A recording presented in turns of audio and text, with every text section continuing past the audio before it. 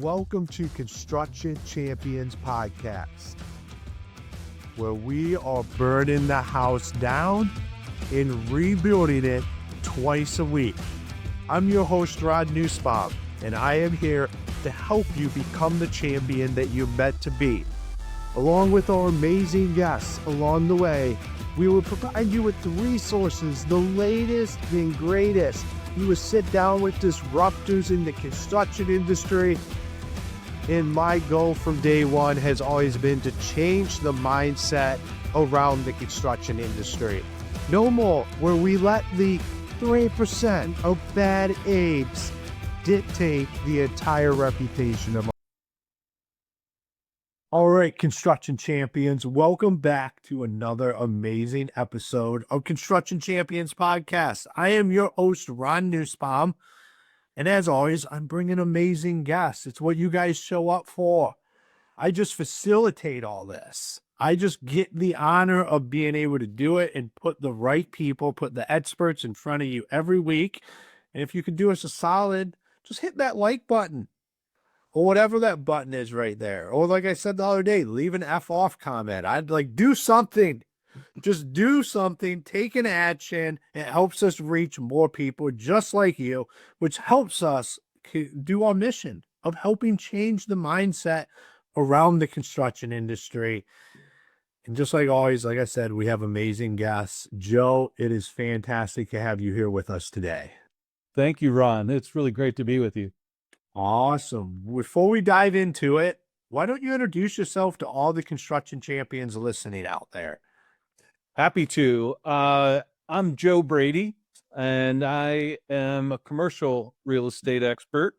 I've spent my career mostly on the retail side, and so I've been focused on some of the largest rollouts in retail. And it's been a lot of fun. So construction is near and dear to my heart. That's where the rubber meets the road. So I'm really excited to jump in and talk to Ron, you today about this.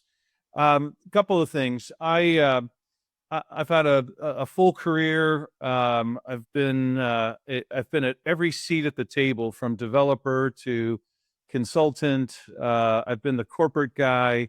I ran real estate for Walgreens, which is 150 million square feet, not over 9,000 stores around the country.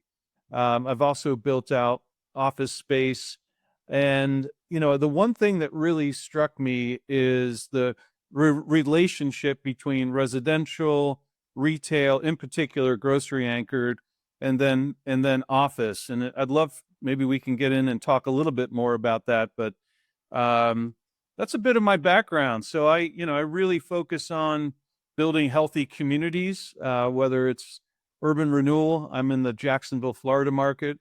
There's a lot of work going on here, or simply buying and redoing shopping centers. And I'm actually working on a really interesting project in Pittsburgh that will be mixed use, multi-tenant, on 135 acres. So I'm a recent author of a book called Workshop, which we can talk about.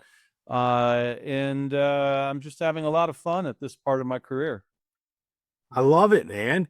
And construction is community building. When it really comes down to it, whether you're working residential or commercial, or whatever you're doing in that realm, even building the roads, like, you are making your community a better place every day. It's actually what's made America what it is, right? I mean, if you think about the power of America, it's been the secret sauce of the middle class, and the story of technology evolving with consumers being impacted, and therefore real estate having to catch up, has been really a part of our world. So you think about post-World War II until now, the emergence of suburbs, millions of houses that were built, the millions of grocery stores, there are hundreds and thousands of grocery stores that were built, the offices, and, like you said about roadways. And so I talk a lot about that in the book, but it's really interesting to follow history, because right now we're at a position where if we don't, real estate, and by that I mean all the sectors, residential, retail, office, industrial, probably not data centers, they're on their own trajectory, but you know, there's a lot of catching up to do in real estate, in construction, but they tend to be a little bit behind where the rest of the world and where technology is going and how fast it is changing. That is 100% true. I mean, I couldn't agree more with that. And with that being said, let me ask you the $1,000,000 question. And that is, what makes a construction champion? Wow. I mean, I know that you've had some tremendous answers to this question. But for me, as I've lived lots of different types of projects, it comes down to reliability and ultimately delivering the goods. I mean, it's trite, but um, under promise, over deliver. And I like to say, everyone likes presents, but we hate surprises, right? So, the once a project gets in the hands of of that construction champion, there has to be that level of trust, and the communication has to be solid, and problems have to be addressed every single day, multiple times a day. It is so hard because, if you think about it, it always amazes me, Ron. It's like you think about a set of plans, and whether you're building a single family home or multi-family apartments, or, the biggest office building, it just amazes me how the construction trade is able to take, what is two-dimensional and sometimes three, but then really just converting that and translating that into nuts and bolts and iron and wood and, glass, and ta-da, right? Like, we've got it. So there's a lot of alchemy there that happens, which I think which is extraordinary, and it is often not lauded as much as it should be. Mm, yeah, absolutely. It is when you really start to think about it. It is amazing that we take a piece of paper and turn it into something that people live in, or a lot of people live in, or people go to work to every day. That was literally just a piece of dirt. And the next thing, here it is. And so one of the reasons I started this podcast is because I believe that construction champions, people in this industry and around this industry, should really be looked at in the same references as doctors, lawyers, all of these what we consider prestigious careers. And we're just kind of over here, but we don't do a whole lot for our own reputation. We like the crappy reputation that we have. So instead of going out and saying, yes, this is amazing what we do, and actually putting glory on it, we just kind of beat it down a lot of times. And I don't believe that should be the truth we speak as an industry. Yeah, I mean, it's the backbone, that brokers can find deals, and the transaction managers can negotiate a lease. But unless and until uh, you put it in the hands of the construction manager and a GC, and then the subs and the trades, it doesn't come together. And more times than not, it's a bit thankless, isn't it? Because the expectation is you will deliver at this level. And oftentimes you see suboptimal, subpar delivery, and it's just frustrating. But then when someone really lands the plane, when someone really delivers, on track, on schedule, everything's on target, uh, I don't think there's not enough beer spread around to celebrate, and I do think you need to celebrate the wins. Yeah, absolutely. And being that you've been on both sides of this, the ones that went to crap and the ones that went great, what's some of those things that you look for when you're talking to contractors and builders as you're getting ready to start a new project or you're just interviewing people for that? What have you been able to pick up on some things that immediately you can tell if this person is going to be the right person or not? I I tend to look at their personality, because at this point, I don't want to work with jerks. I don't care how smart you are or how many deals you've done. It's just important to me to surround myself with positive people who, are doing the right thing and are proud of their work and have great reputation. So first and foremost, it starts with, I'll use culture as kind of that overarching uh, descriptor, and then from there, just really knowing your stuff. I just feel it's important.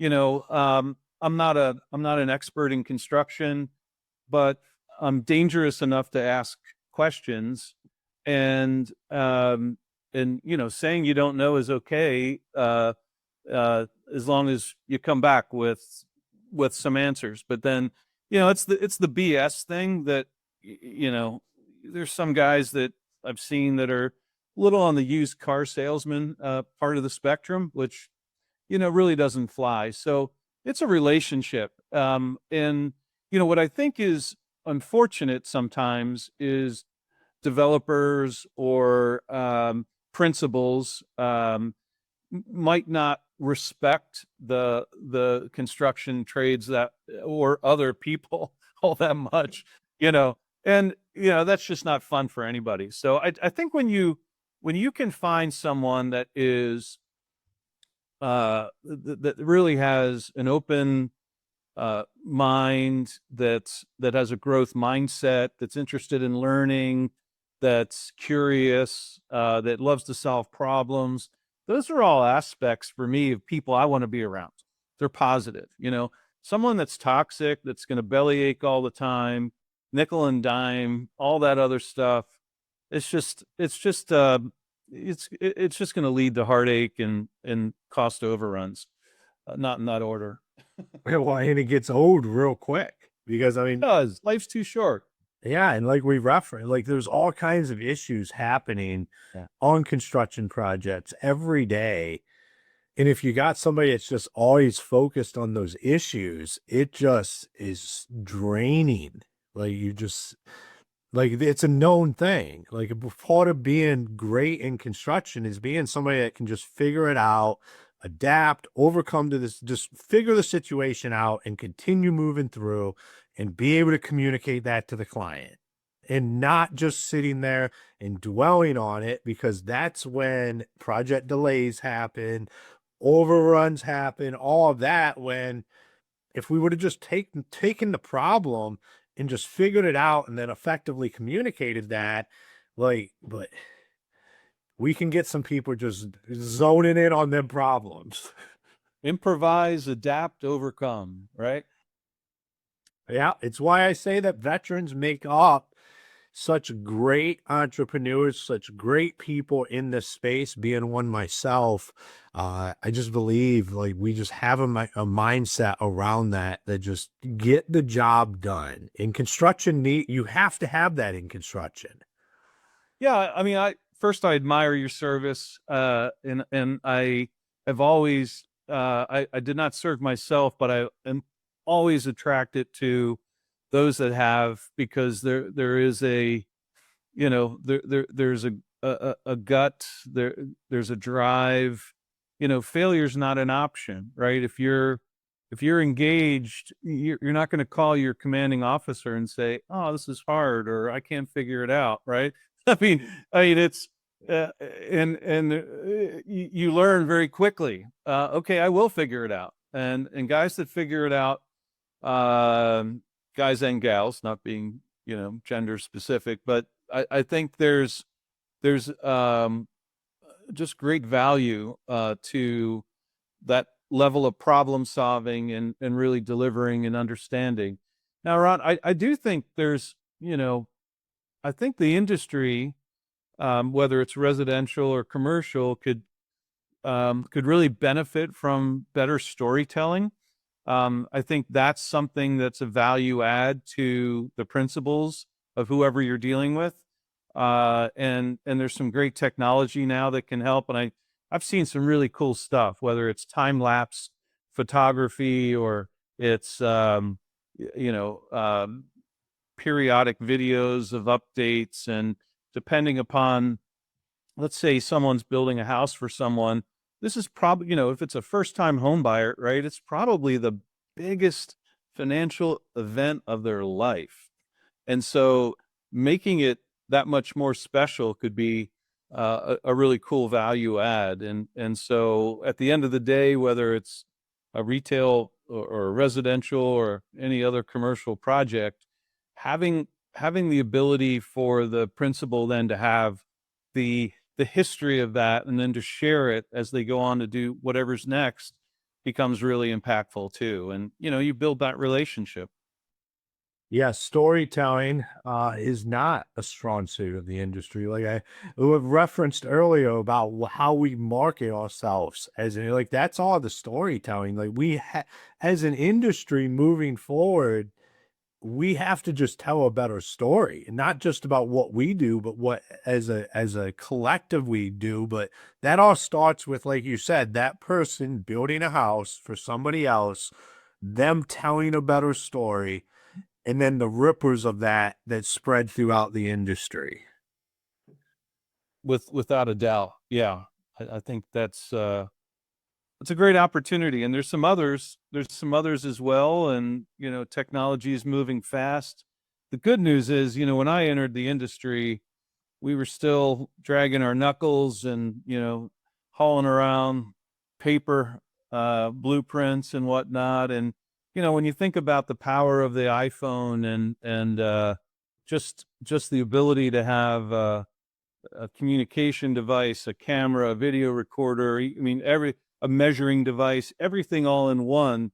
It's not that expensive to capture and pull together those stories. So Yeah, it's something that we used to wish to have at our fingertips. Now we have it, and the majority of the industry doesn't even utilize it. what are you going to do with it?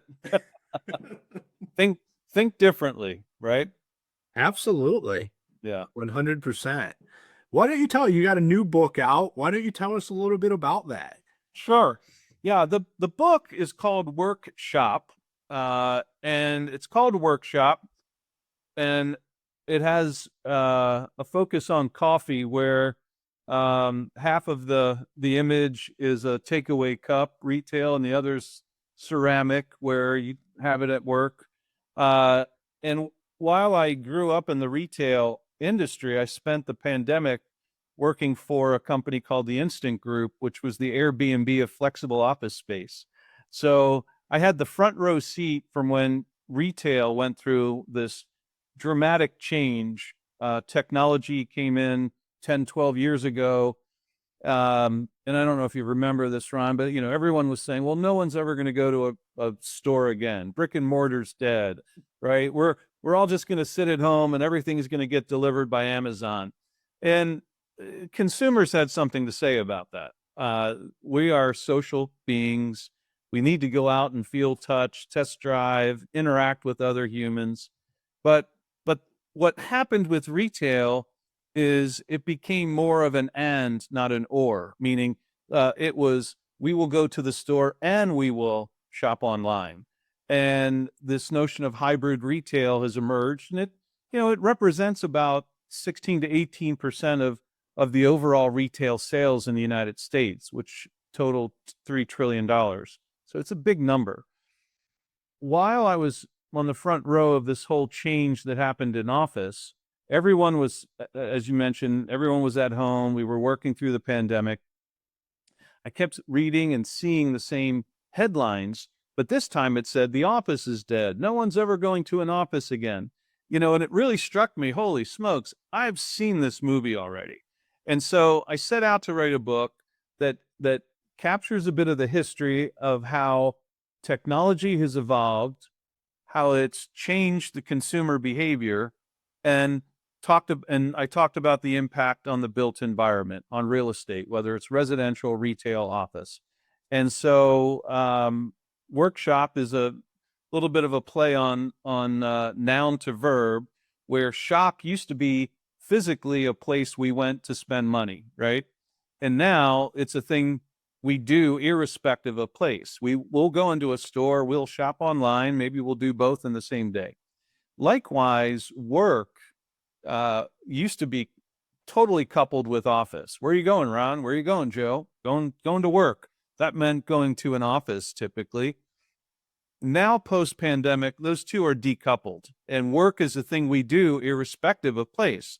That doesn't mean the office is dead. That means that the consumer is going to vote. They vote with their wallet and where they spend their money. They're going to vote with their feet and where they make their money and how they work. And again, all of this is in the knowledge economy and the new collar economy. But that's a little bit about the book, and it was an awful lot. It was fun writing it. It was my first book, something I always wanted to do, and it's available on Amazon and everywhere else.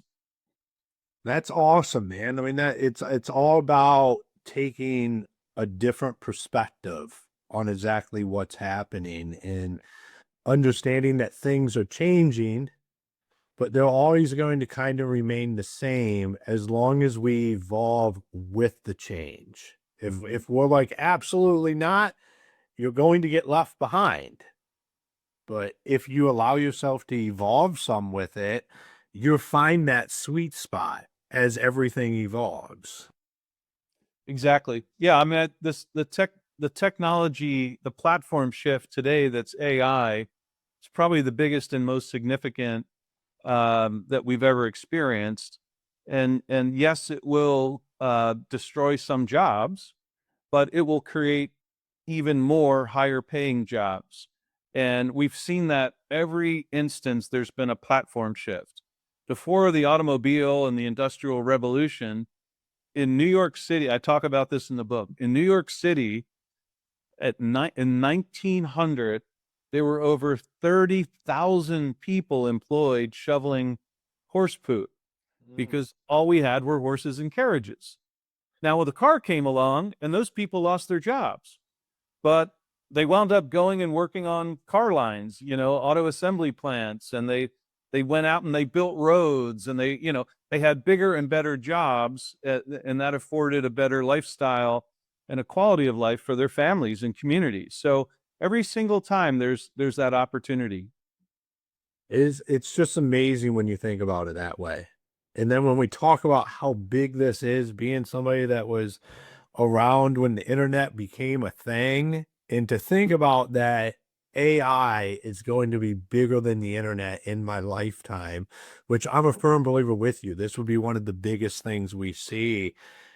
But when you just to think about it that way, like there was no internet, now internet controls everything, and now we have this technology that will end up being a bigger culture, a bigger shift in our lifetimes than the internet was. And that is almost unfeasible to think. It scares a lot of people. I tend to think it's exciting, and I'm a complete geek. But I'm an early adopter, and I went out and I was able to get a pair of these Ray-Ban Meta glasses, and think about, you're on a job site, your hands are full, and all you do is say, "Hey Meta, take a picture." And sure enough, right here is a little camera, and it just took a picture. You have AI built into your ears and eyes, and you can look at something and say, "Hey Meta, what am I looking at?" And it will give you the answer back. So this is not a paid endorsement for Ray-Ban or Meta or anything. I'm just geeking out here. Yeah. Yeah, I might have to pick me a pair of those up. I didn't know they had like a collaboration on something. Yeah. I Yeah. could get like the Meta whatever or a pair of Ray-Bans. I didn't know we could do both. It's all happening fast, Ron. Yeah, That you have your podcast, so you can spread the info. Yeah, absolutely. This might be the takeoff of the next job site you go by. Everybody's walking around in Ray-Bans. Everyone's looking good with their Ray-Bans. Oh my God. I love it, man. This has been a fantastic conversation today. Really enjoyed it. Thank you for inviting me on. Yeah, thank you for coming on. For all the listeners out there, where's the best places to connect with you, follow you, learn more about what you're doing? Sure. JoeBrady.ai is my website. JoeBrady.ai. Brady. Just, I know how old you are if you ask me if I'm related to Tom or if I'm part of the bunch. So there's that. And I'm on LinkedIn, Joe Brady 03. And yeah, love to connect with your listeners, and books available on Amazon. Awesome, man. Well, once again, thank you for taking the time and being on the show today. You bet. Thank you. Awesome. Construction Champions, another episode in the bag where we we really dove in to embracing what is kind of the unknowns, like knowing things are changing, embracing that, being okay with it, and letting it take us where it needs to take us. This all happens when you have a solid foundation on something. Like when you build your business on a solid foundation of what you believe and the outcomes you're trying to create, it allows you to be able to go down the different roads as new technologies come out, as things change around you, and figure out how you can best adapt that into your business to grow your business, to figure out what works, what doesn't. I love when Joe's talking about how we think everything's going to go away, but it's typically kind of this happy medium that happens. There's like this in between, and you have to figure out what is that in between for your business. What does that look like as you're adapting technology? Because I can tell you, I don't think everything would be all robots one day building buildings. Now, will there be robots on job sites? I mean, there already are. So we're going to have to start to work some of that in, and you have to figure out what does that look like for you and your workforce and your business. But there's nothing wrong with setting out and trying some of this stuff, figuring out what exactly you're going to do. I mean, Joe just brought it. Grab a pair of these Ray-Bans, see what it's like walking around out on the job site. I would be excited if I showed up at the job site and everybody had Ray. I would know instantly what was going on. We're not trying to make a fashion statement here. We're trying to figure out how to use this technology to be more productive on the job site, to empower our people to make better decisions based off of stuff and information that we're giving them. If you have that solid foundation, this is super easy for you to go do. You have nothing to lose and everything to gain. So, Construction Champions, make sure you hit that like or subscribe button, or just leave me that negative comment that you want to leave me, and it will help get us in front of more people. And until next time, be the champion you were meant to be.